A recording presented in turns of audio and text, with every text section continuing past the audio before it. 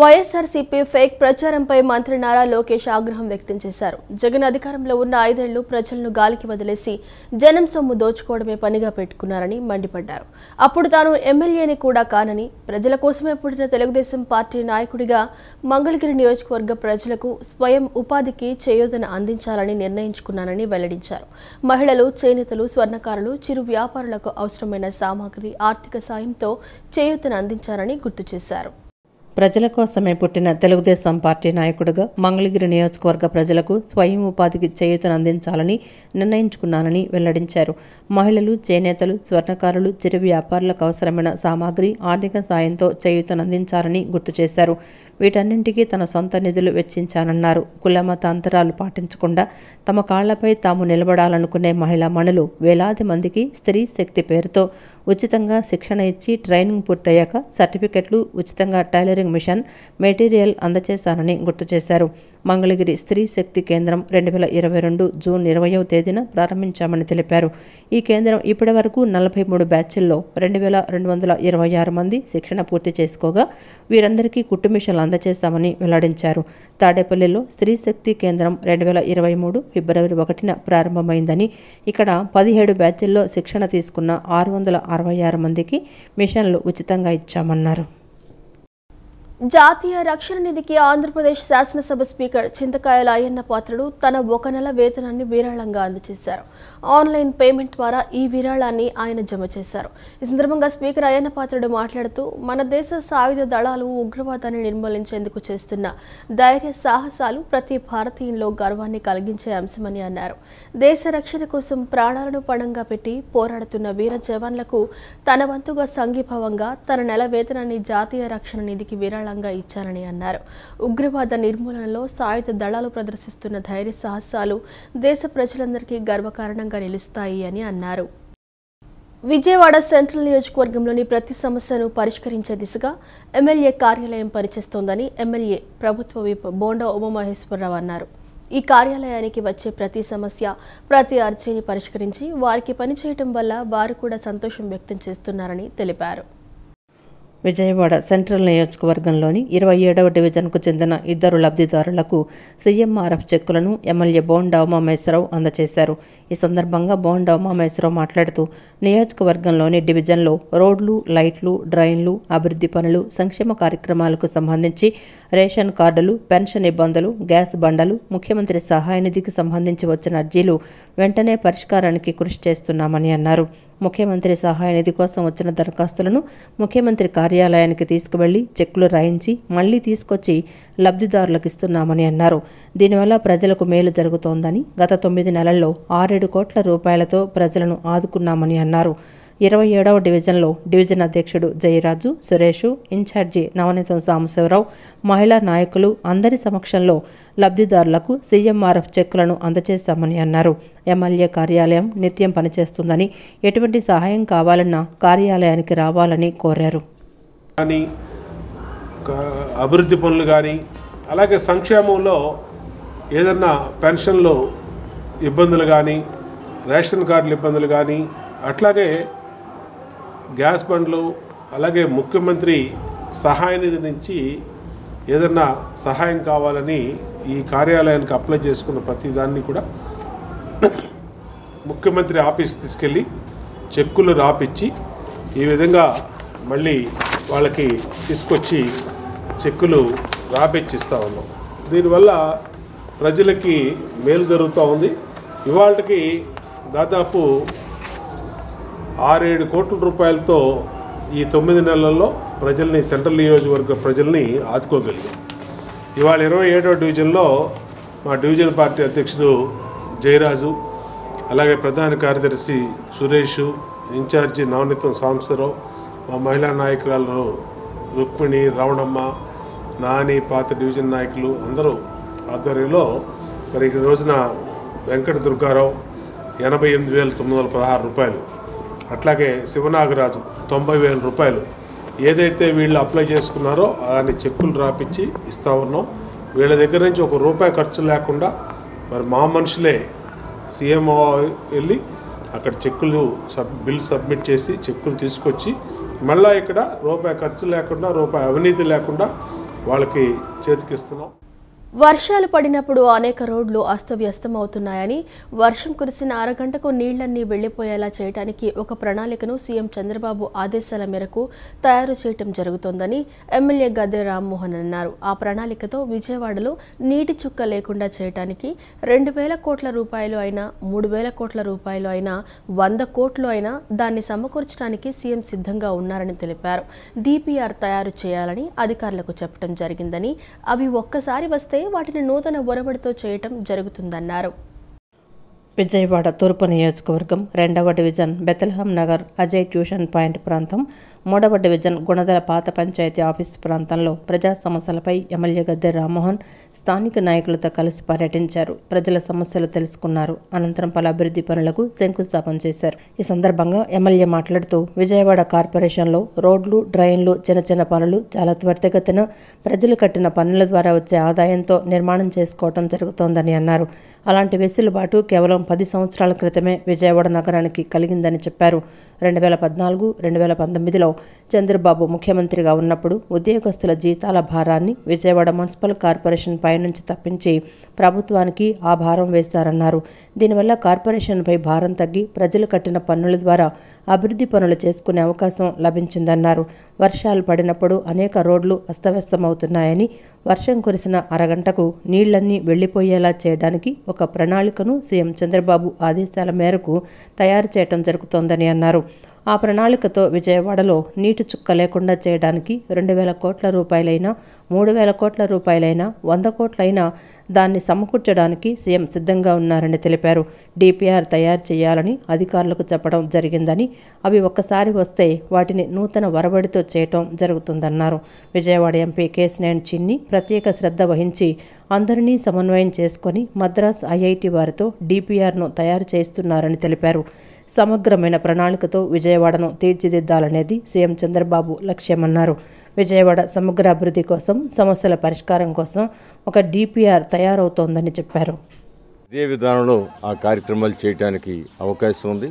ఆ DPR MP గారు కేశినేని చిన్ని గారు ప్రత్యేకమైన శ్రద్ధ తీసుకుని అందరిని సమన్వయపరుచుకుని ఆ DPRని కూడా తయారు చేపిస్తూ ఉన్నారు. హైదరాబాద్ మద్రాస్ IIT వారితో అటు సమగ్రమైన ప్రణాళికతో విజయవాడ నగరాన్ని తీర్చిదిద్దాలనేది మన ముఖ్యమంత్రి గారి యొక్క ఉద్దేశం. సో ఇవాళ ఈ రోడ్లు ఇవన్నీ కూడా వేసుకోవటం అది ఎవరు లేకపోయినా కూడా పడిపోతాయి. దీనిలో ఈ రోడ్డు వేయటం వలన నా ప్రత్యేకత, లేకపోతే ఈ రోడ్డు వేయటం ఇంకోటి ప్రత్యేకత అనే దానికంటే కూడా అది చంద్రబాబు గారు ఇచ్చిన ఆ వెసులుబాటు వలన అలాంటి అవకాశం వచ్చింది. దానికి మనస్ఫూర్తిగా చంద్రబాబు గారు కృతజ్ఞతలు తెలియజేస్తున్నాం. అదేవిధంగా సమగ్రమైన నిర్మాణం కోసం, సమగ్రమైన డెవలప్మెంట్ కోసం, సమగ్రమైన సమస్యల పరిష్కారం కోసం ఒక DPRని విజయవాడలో తయారవుతుంది. ఆ DPRలో ఎక్కడెక్కడ ఏం కావాలి, ఎక్కడ స్టార్మ్ వాటర్ డ్రైన్ కావాలి, ఎక్కడ అండర్ గ్రౌండ్ డ్రైనేజ్ కావాలా, ఎక్కడ రోడ్డు నిర్మాణం జరగాల, ఎక్కడ ఫ్లైఓవర్ కావాలి, ఇవన్నీ కూడా దానిలో వెళ్తా ఉన్నాయి. అవన్నీ కూడా సక్సెస్ కావాలి మనస్ఫూర్తిగా నేను కోరుకుంటా ఉన్నాను. విజయవాడ సెంట్రల్ నియోజకవర్గం ఎమ్మెల్యే ప్రభుత్వ విప్ బోండా ఉమామహేశ్వరరావు తనయుడు బోండా రవితేజ జన్మదిన వేడుకలు నియోజకవర్గ పార్టీ కార్యాలయంలో ఘనంగా నిర్వహించారు. ఎమ్మెల్యే బోండా ఉమామహేశ్వరరావు పార్టీ శ్రేణులు, అభిమానుల సమక్షంలో బోండా రవితేజ కేక్ కట్ చేశారు. తన పుట్టినరోజు సందర్భంగా నియోజకవర్గంలోని అన్ని డివిజన్లలో సేవా కార్యక్రమాలు చేస్తున్న పార్టీ శ్రేణులకు కృతజ్ఞతలు తెలిపారు. విజయవాడ సెంట్రల్ నియోజకవర్గం ఎమ్మెల్యే ప్రభుత్వ విప్ బోండా ఉమామహేశ్వరరావు తనయుడు బోండా రవితేజ పుట్టినరోజు వేడుకలు సింగనగర్లోని పార్టీ కార్యాలయం వద్ద ఘనంగా నిర్వహించారు. ఎమ్మెల్యే బోండా ఉమామహేశ్వరరావు తనయుడు బోండా రవితేజ, బోండా సిద్ధార్థ, టీడీపీ నాయకులు, కార్యకర్తలు, అభిమానులు ఈ కార్యక్రమంలో భారీ సంఖ్యలో పాల్గొన్నారు. బోండా రవితేజ పార్టీ శ్రేణులతో కలిసి ఊరేగింపుగా కార్యాలయానికి చేరుకున్నారు. అనంతరం కేక్ కట్ చేసి తండ్రి బోండా ఉమామహేశ్వరరావు, సోదరుడు బోండా సిద్ధార్థకు తినిపించారు. పార్టీ నాయకులు, కార్యకర్తలు బోండా రవితేజకు పుష్పగుచ్చాలు అందచేసి శాలువాలు కప్పి పుట్టినరోజు శుభాకాంక్షలు తెలిపారు. ఈ సందర్భంగా బోండా సిద్ధార్థ మాట్లాడుతూ బోండా ఉమామహేశ్వరరావు సెంట్రల్ నియోజకవర్గం ఇన్ఛార్జిగా నియమితులైనప్పటి నుంచి తమ కుటుంబ సభ్యుల్లో ఎవరి పుట్టినరోజున్నా కూడా నియోజకవర్గం వ్యాప్తంగా సేవా కార్యక్రమాలు చేస్తున్నారని తెలిపారు. పుట్టినరోజు అంటే సేవా దృక్పథంతో ముందుకు వెళ్లాలనే సందేశం ఇవ్వటం జరిగిందన్నారు. గత 10 సంవత్సరాల నుంచి తమ కుటుంబంపై ఆదరాభిమానాలు చూపిస్తున్న అభిమానులు, పార్టీ శ్రేణులకు కృతజ్ఞతలు తెలిపారు. ఒక సందేశాన్ని ఇవ్వాలని చెప్పి ఈ విధంగా ముందుకెళ్ళడం జరిగింది. చాలా సంతోషంగా ఉంది. ఏదైతే గత 10 సంవత్సరాలుగా చక్కగా మా కుటుంబం మీద ఎప్పుడు కూడా అభిమానం చూపిస్తూ ఏమాత్రం కూడా తగ్గకుండా ప్రతి సంవత్సరానికి పెరుగుతుందే కానీ ఈ అభిమానానికి ఎప్పుడు కూడా మా కుటుంబం అంతా కూడా రుణపడి ఉంటామని మరొకసారి తెలియజేసుకుంటూ, మరీ ముఖ్యంగా మా అభిమానులు వ్యక్తిని చూసి ఆయన ఎటెళ్తే మా పైన అట్టే అని చెప్పి మాతో పాటు ప్రతి అడుగులో కూడా గత 5 సంవత్సరాల్లో ఎన్ని ఇబ్బందులు ఉన్నా సరే, ఎన్ని కేసులు పెట్టినా సరే మా వెంటే నడిచినటువంటి మా అభిమానులకు, తెలుగుదేశం పార్టీ కార్యకర్తలకి ప్రతి ఒక్కరికి కూడా పేరు పేరున నా ధన్యవాదాలు తెలియజేసుకుంటూ మరొక్కసారి తమ్ముడు రవితేజకి మనస్ఫూర్తిగా జన్మదిన శుభాకాంక్షలు తెలియజేస్తా ఉన్నా. అనంతరం బోండా రవితేజ మాట్లాడుతూ అందరి సమక్షంలో పుట్టినరోజు వేడుకలు జరుపుకోవటం ఆనందదాయకమన్నారు. ప్రజలు చూపించే ప్రేమకు ఎప్పుడూ రుణపడి ఉంటానన్నారు. టీడీపీలో ఇదొక మంచి సంస్కృతి అని, ఎవరి పుట్టినరోజులైనా పేద బడుగు బలహీన వర్గాలకు ఉపయోగపడే విధంగా సేవా కార్యక్రమాలు చేస్తారని తెలిపారు. తన పుట్టినరోజు సందర్భంగా 21వ డివిజన్లలో సేవా కార్యక్రమాలు చేస్తున్న నాయకులు, కార్యకర్తలకు కృతజ్ఞతలు తెలియజేశారు. మన నియోజకవర్గ స్థాయిలో నాయకులు, కార్యకర్తలు పుట్టినరోజు అయితే బడుగు బలహీన వర్గాలకి, పేదలకి, అందరికీ కూడా ఉపయోగపడే కార్యక్రమాలు చేస్తూ విద్యార్థులకి పుస్తకాలు అయితే కానివ్వండి, వికలాంగులకి ఏదైతే వాళ్ళకి అవసరమైన వస్తువులను అందించడం అనేది ఇదొక సంస్కృతి. మరి అలాంటి సంస్కృతిలో భాగంగా 21 డివిజన్లో కూడా అనేక సేవా కార్యక్రమాలు నిర్వహిస్తున్న ప్రతి ఒక్క బోండా ఉమా గారి అభిమానులకి, మా అభిమానులకి, తెలుగుదేశం పార్టీ కార్యకర్తలందరికీ కూడా నా హృదయపూర్వక ధన్యవాదాలు తెలియజేసుకుంటా ఉన్నాను. అంతేకాకుండా మీకు ఇలా సేవ చేసుకునే అదృష్టం నాకు ఆ భగవంతుడు రాను రోజుల్లో మరెన్నో సంవత్సరాలు ఇవ్వాలని చెప్పి, మీకు ఎప్పుడు కూడా మేము అండా ఉంటామని చెప్పి, మీ ప్రేమ కూడా మాకు ఎప్పుడు కూడా ఉండాలని చెప్పి మనస్ఫూర్తిగా కోరుకుంటూ, భారతదేశాన్ని కాపాడుకోవాలి, ఉగ్రవాదాన్ని కూకటి వేళ్లతో పెకిలించాలని, ఉగ్రవాదాన్ని అంతమొందించాలని దేశంలోని ప్రజలందరూ ముక్త కంఠంతో కోరుకుంటున్నారని జనసేన పార్టీ ఎన్టీఆర్ జిల్లా అధ్యక్షులు సామినేని ఉదయభాను తెలిపారు. ఉగ్రవాదుల చొరబాటును అడ్డుకొని వీరమరణం పొందిన జవాన్ మురళీనాయక్ ఆత్మకు శాంతి చేకూరాలన్నారు. ఆయన కుటుంబానికి ప్రభుత్వం అండగా ఉంటుందన్నారు. భారతదేశ సరిహద్దుల్లో ఉగ్రవాదుల చొరబాటును అడ్డుకొని వీరమరణం పొందిన జవాన్ మురళీనాయక్కు జనసేన పార్టీ నాయకులు, కార్యకర్తలు శ్రద్ధాంజలి ఘటించారు. కాళేశ్వరరావు మార్కెట్ వద్ద ఏర్పాటు చేసిన కార్యక్రమంలో ఎన్టీఆర్ జిల్లా జనసేన అధ్యక్షులు సామినేని ఉదయభాను, విజయవాడ తూర్పు నియోజకవర్గం పార్లమెంటు నియోజకవర్గ ఇన్ఛార్జి అమిశెట్టి వాసు, పార్టీ నాయకులు బాడిద శంకర్, పార్టీ శ్రేణులు పాల్గొన్నారు. మురళీనాయక్ చిత్రపటానికి పూలు వేసి నివాళులర్పించారు. ఆయన ఆత్మకు శాంతి చేకూరాలని 2 నిమిషాలు మౌనం పాటించారు.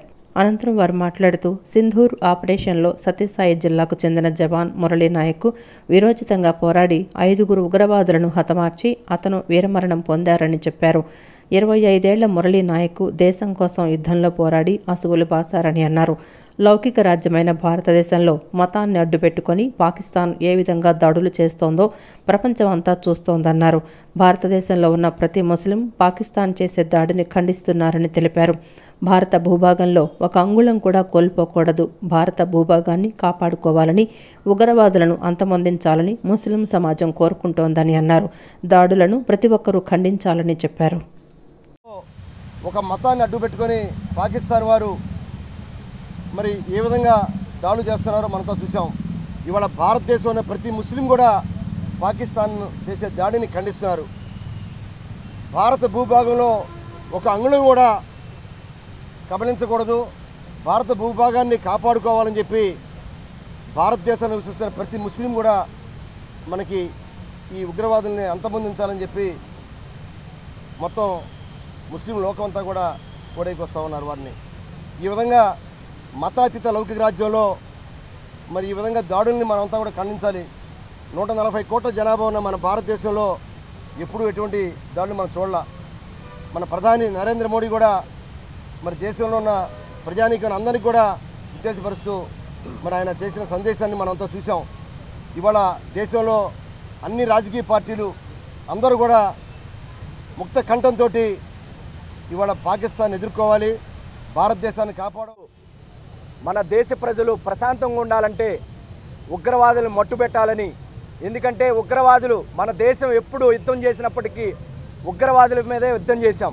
కానీ పాకిస్తాన్లో ఉగ్రవాదులు ప్రజల మీద, సామాన్య ప్రజల మీద వాళ్ళు దాడులు చేస్తూ ఉన్నారు. ఇదంతా కూడా ఖండిస్తూ మన మోడీ గారు 140 కోట్ల మందికి భారతీయులందరికీ ఒక నమ్మకాన్ని ఏర్పరిచే విధంగా మరి మొన్న సింధూరు యుద్ధం చేయటం మన దేశ ప్రజలందరూ కూడా ఒక భరోసా ఇచ్చింది. మరి ఈ యుద్ధంలో భాగంగా మరి మన భారతదేశం కోసం తన ప్రాణాలు సైతం ఇచ్చినటువంటి మరణాన్ని పొందినటువంటి మురళీ నాయక్కి ఆత్మ శాంతించాలని జనసేన పార్టీ తరఫున మనస్ఫూర్తిగా నివాళులు అర్పిస్తూ ఉన్నాం. కొడుకుని చదివించుకోవాలి, ఇంజనీరింగ్ చేయాలి, మెకానిక్ చేయాలి, లేకపోతే పెద్ద వ్యాపారస్తుని చేయాలని చాలామంది కోరుకుంటారు. మరి ఈ తల్లి మన భారతదేశానికి కాపలా కాయమని పంపించింది. మరి ఆ తల్లి కడుపు శ్వాస ఎవరూ తీర్చలేనిది. అందుకనే ఈ మా పవన్ కళ్యాణ్ గారి నాయకత్వంలో దేశ ప్రజలందరూ కూడా కాపలా ఉండడం కోసం మా పార్టీ తరఫున వారికి ఘనంగా నివాళులు అర్పిస్తూ వారికి ఏదైతే తల్లిదండ్రులు కోరుకున్నారో మీ జిల్లాలే కాదయ్యా, ప్రతి జిల్లాలో కూడా ఎవరైతే వీర మరణం పొందారో వారందరికీ కూడా ఈ ఆంధ్ర రాష్ట్రం అంతా కూడా విగ్రహాలు స్థాపిస్తామని కూడా మా పవన్ కళ్యాణ్ గారికి ఈ మాట కూడా మేము చెప్పి మా అధ్యక్షుల వారి వల్ల ఎవరైతే వీరమరణం పొందారో అందరికీ కూడా నివాళులు అర్పించి వారి విగ్రహాలు పెడతామని కూడా ఈ సందర్భంగా ఫైర్ సైరన్ హారన్లు అగ్నిమాపక సిబ్బంది పరుగులతో విజయవాడ పటమట్లోని ఎల్ఈపీఎల్ ఐనాక్స్ ప్రాంగణంలో టెన్షన్ వాతావరణం ఏర్పడింది. పొగలు కమ్ముకున్న ఫ్లోర్ల నుంచి బాధితులను తీసుకురావడం, అంబులెన్స్లో తరలించడం హడావిడిగా మారింది. ఏం జరిగిందో తెలియక ఒక్కసారిగా చుట్టుపక్కల ఉన్నవారు భయభ్రాంతులకు గురయ్యారు.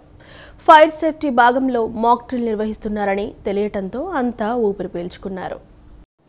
ఫైర్ సేఫ్టీలో భాగంగా ఎన్టీఆర్ జిల్లా అగ్నిమాపక శాఖ ఆధ్వర్యంలో విజయవాడ పటమటలోని ఎల్ఈపీఎల్ ఐనాక్స్ ప్రాంగణంలో అవగాహన కార్యక్రమం చేపట్టారు. అగ్ని ప్రమాదం జరిగినప్పుడు ఏ విధంగా అప్రమత్తం అవ్వాలి, ఎలా సురక్షితంగా బయటపడాలి వంటి అంశాలపై బిల్డింగులో ఉన్న ఎల్ఈపీఎల్, ఏసీటీ, షాపర్ స్టాఫ్ సిబ్బందికి అవేర్నెస్ కల్పించారు.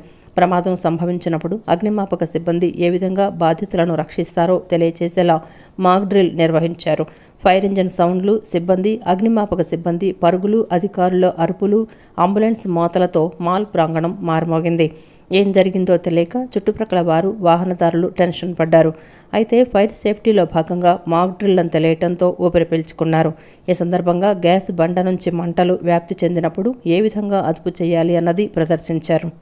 ఈ సందర్భంగా జిల్లా అగ్నిమాపక శాఖ అధికారి శంకర్రావు మాట్లాడుతూ ఫైర్ యాక్సిడెంట్లు జరిగినప్పుడు ఏ విధంగా అప్రమత్తమై సురక్షితంగా బయటపడాలన్న విషయాన్ని అందరూ తెలుసుకోవాల్సిన అవసరం ఉందన్నారు. ఫైర్ సేఫ్టీలో భాగంగా జిల్లా వ్యాప్తంగా ఇటువంటి అవగాహన కార్యక్రమాలు చేపడుతున్నామని వెల్లడించారు. మాక్ డ్రిల్ కండక్ట్ చేయడం జరిగింది. ఈ మాక్ డ్రిల్ కండక్ట్ చేయడం వల్ల ఏంటంటే అక్కడున్న ప్రజలు ఏదైనా ప్రమాదం సంభవించినప్పుడు ఏ విధంగా స్పందించాలనేది చాలా వాళ్ళు వివరంగా మా సిబ్బంది అని తెలియపరుస్తున్నారు. ముఖ్యంగా ఈరోజు ఇక్కడ ఈ షాపర్స్ మాల్ లెపిల్ దగ్గర కూడా స్క్రీన్ ఆల్రెడీ 5 స్క్రీన్లు ఉన్నాయి. అందులో కూడా ఇది మళ్ళీ షోస్ నడుస్తున్నాయి. షో నడిచినప్పుడు ఏ విధంగా ప్రమాదం జరిగితే షో చూస్తున్న ప్రజలు కూడా తర్వాత అందులో ఉన్న షాప్లో పనిచేస్తున్న సిబ్బంది అందరూ కూడా ఏ విధంగా ప్రమాదం నుంచి బయటకు రావాలి, వచ్చిన తర్వాత ఏ విధంగా స్పందించాలి, తర్వాత ముఖ్యంగా అక్కడ చిక్కుకుంటే వాళ్ళు ఏ విధంగా మనం వెతికి కిందకి తీసుకురావాలనేది కూడా ఇక్కడ ప్రదర్శన చేసి చూపించడం జరిగింది. ఈ విధంగా ప్రజలు ఎప్పుడైతే ప్రమాదం చిక్కున్నప్పుడు ఈ విధమైన కార్యక్రమాల్లో అవగాహన కల్పించడానికి మేము చేస్తున్నాము. కాబట్టి ప్రజలందరూ కూడా అప్రమత్తంగా ఉండవాలి. ఎందువల్లంటే ఏ ఒక ఆబ్జెక్ట్ కూడా అనుమానాస్పదం కనపడినా కానీ ఆ షాప్లో ఉన్న యజమాన్యానికి కానీ వాళ్ళకి కానీ లేకపోతే మీకు సందేహం ఉంటే ఫోన్ ద్వారా కూడా తెలియపరిచిన కానీ తక్షణం కూడా స్పందించడం జరుగుతుంది. కాబట్టి ఈ సందర్భంగా ఈ ఎవాక్యుయేషన్ డ్రిల్లో ప్రజలందరూ కూడా అవగాహన చేసుకుని ప్రమాదాల నుంచి బయటపడాలని కోరు. అనంతరం మరో అధికారి నరేష్ మాట్లాడుతూ సినిమా చూసేవారు అగ్ని ప్రమాదం సంభవించినప్పుడు అప్రమత్తంగా ఉండాలని, వారిలో అవగాహన పెంపొందించేందుకు ఈ కార్యక్రమం చేపట్టడం జరిగిందన్నారు. ప్రమాదాలు సంభవించినప్పుడు ఫైర్ డిపార్ట్మెంటుకు సమాచారం అందిస్తే వెంటనే సంఘటనా స్థలానికి చేరుకొని మంటలను అదుపు చేయడంతో పాటు బాధితులను రక్షిస్తామని చెప్పారు.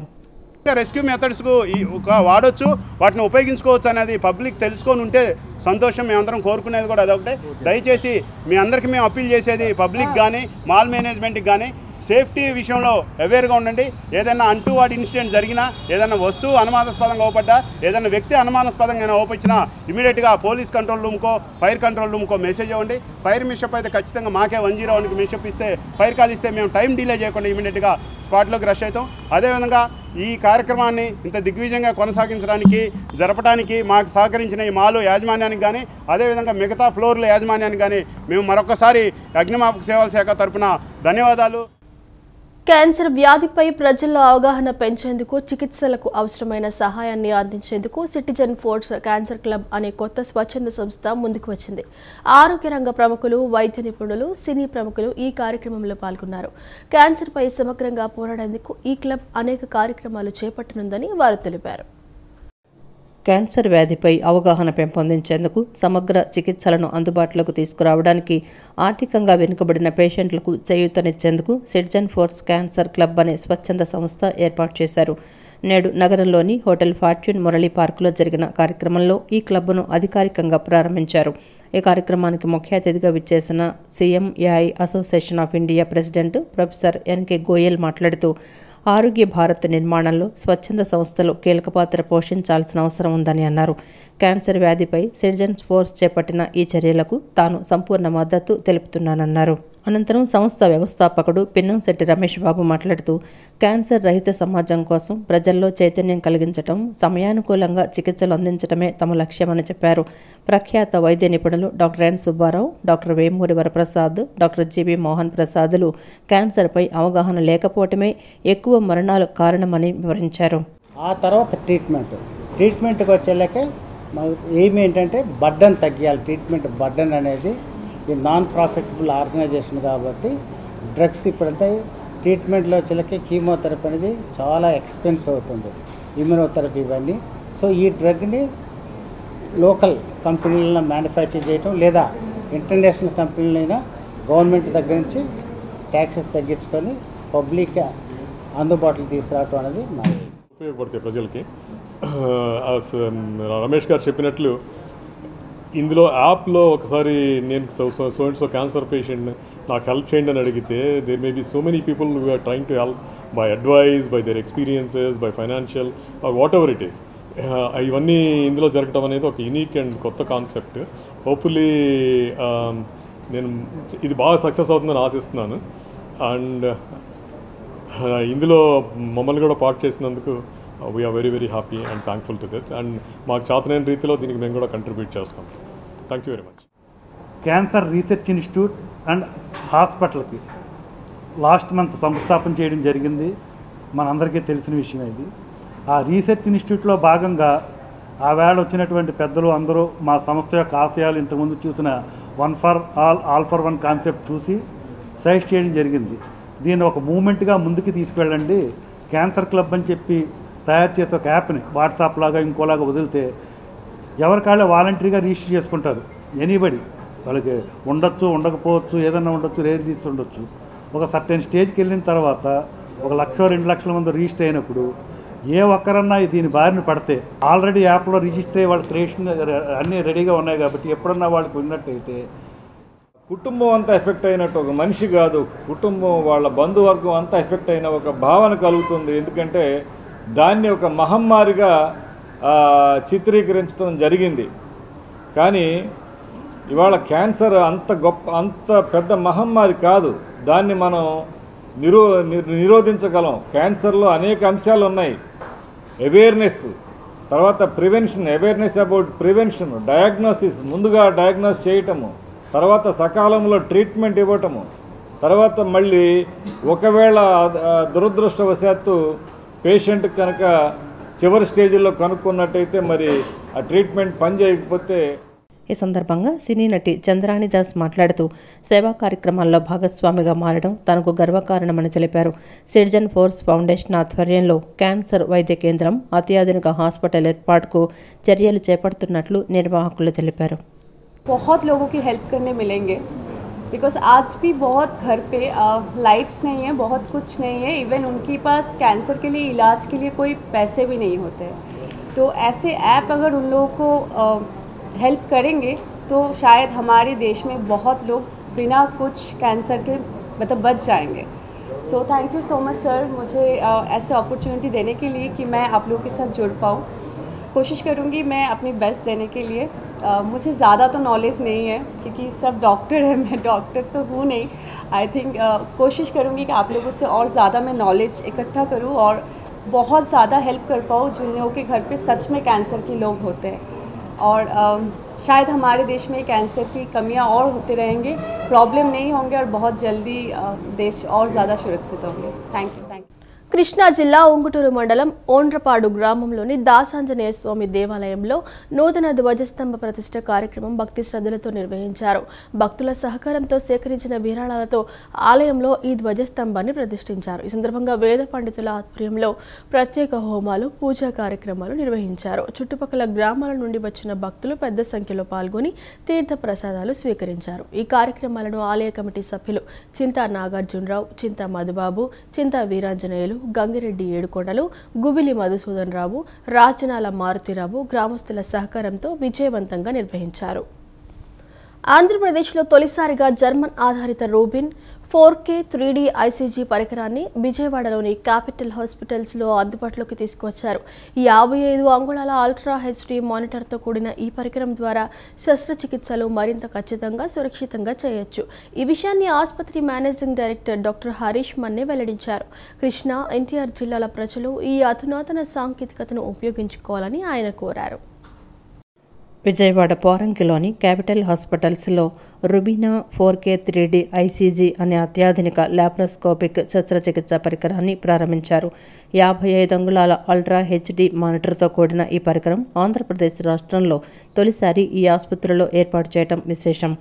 ఈ సందర్భంగా హాస్పిటల్లో ఏర్పాటు చేసిన మీడియా సమావేశంలో GI and bariatric surgeon doctor Suresh Kumar, gynaecologist doctor Ashwini, urologist మరియు transplant surgeon doctor D Trivedi మాట్లాడుతూ ఈ పరికరం ద్వారా జనరల్ సర్జరీలు, గైనకాలజీ, ఎండోమెట్రియోసిస్, యూరాలజీ వంటి శస్త్రచికిత్సలు అధిక ఖచ్చితత్వంతో చేయవచ్చని తెలిపారు.